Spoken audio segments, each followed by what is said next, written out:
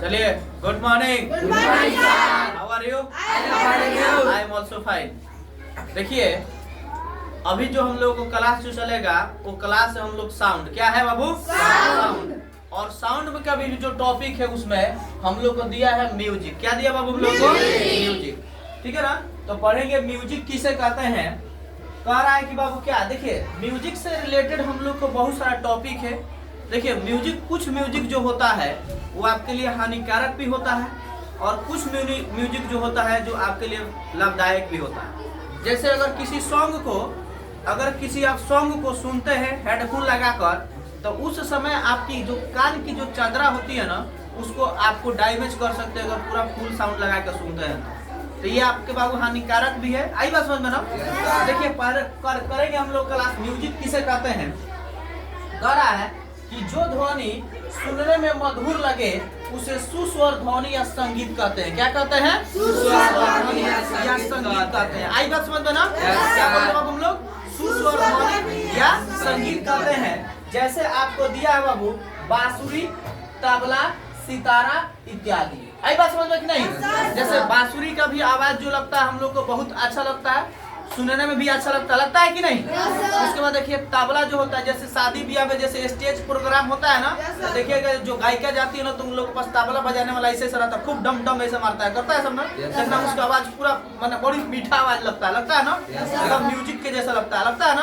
तो उसको हम लोग बोलते हैं बाबू सुस्वर ध्वनि। क्या बोलते हैं हम लोग? या सितारा हो गया, इसका भी आवाज सुनने में आपको अच्छा लगता है, उसको हम लोग म्यूजिक कहते हैं। क्या कहते हैं? म्यूजिक या सुस्वर ध्वनि कहते हैं। अब देखिए कह रहा है कि शोर किसे कहते हैं। शोर या उसको शोर को इंग्लिश में बोलते हैं हम लोग नॉइज। क्या बोलते हैं हम लोग?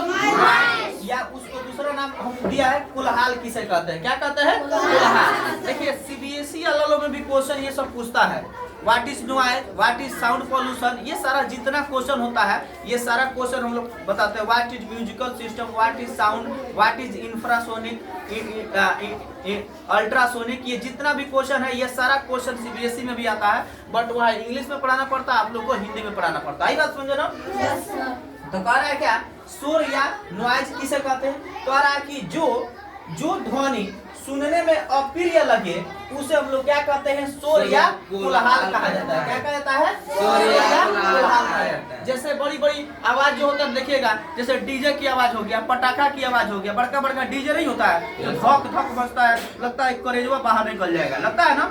इस टाइप का लगता है कि नहीं? तो उस सब चीज को हम लोग बोलते हैं शोर या हम लोग क्या बोलते हैं? कोलाहल। जैसे आपके एग्जाम्पल में दे दिए बम या पटाखा की आवाज।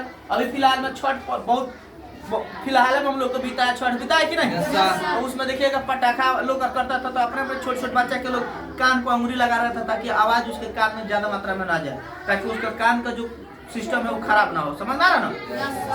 उसका देख बादल गरजने की वजह, जब बादल गरजता है तो देखना सारा लोग डर जाता है कि नहीं? कहीं बिजली ना गिर जाए, ठीक है ना? उसमें भी आवाज जो होता है बहुत तेजी आवाज आता है कि नहीं? या सुनो, ठीक है ना? यानी आप लोग को समझ में आ रहा है, इसीलिए इतना आप लोग बड़ी फास्ट बोल रहा है। समझ में आ रहा है ना? देखिए कह रहा है कि ध्वनि प्रदूषण कहते हैं किसे कहते हैं। ध्वनि प्रदूषण को इंग्लिश में बोलते हैं साउंड पॉल्यूशन। क्या बोलते हैं हम लोग? या शोर प्रदूषण, इसको हम बोलते हैं इंग्लिश में नॉइज पॉल्यूशन। क्या बोलते हैं?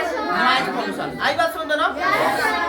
कह रहा है कि वातावरण में अत्यधिक या अवांछित ध्वनियों अर्थात शोर से उत्पन्न प्रदूषण को हम लोग क्या बोलते हैं? ध्वनि प्रदूषण या शोर प्रदूषण कहा जाता है। क्या कहते हैं? ध्वनि प्रदूषण या शोर प्रदूषण कहा जाता है। जैसे आप देखिए बड़े बड़े मशीनों की आवाज, जैसे आप ध्वनि प्रदूषण कैसे होगा? जैसे बड़ा बड़ा जो मशीन होता है, नया नया इंडस्ट्री खुलता है, उसमें बहुत बड़ा बड़ा मशीन जाता है कि नहीं? उसमें जो फट फट फट फट आवाज निकलता है कि नहीं? आपको एक एग्जाम्पल सदा बता है, जैसे देखिएगा जनरेटर का आवाज देखिए कितना तेज होता है कि नहीं?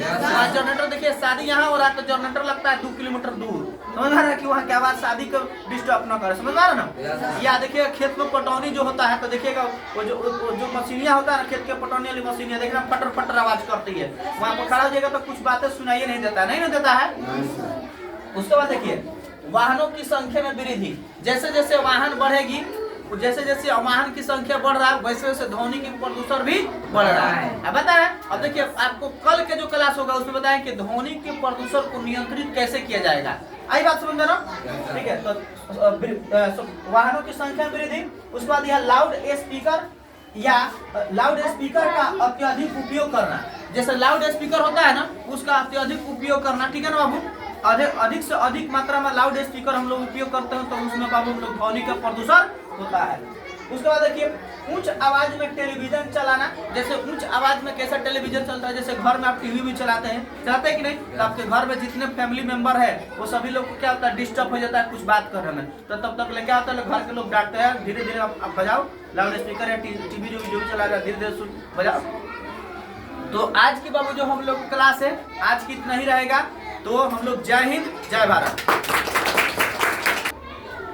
चालू।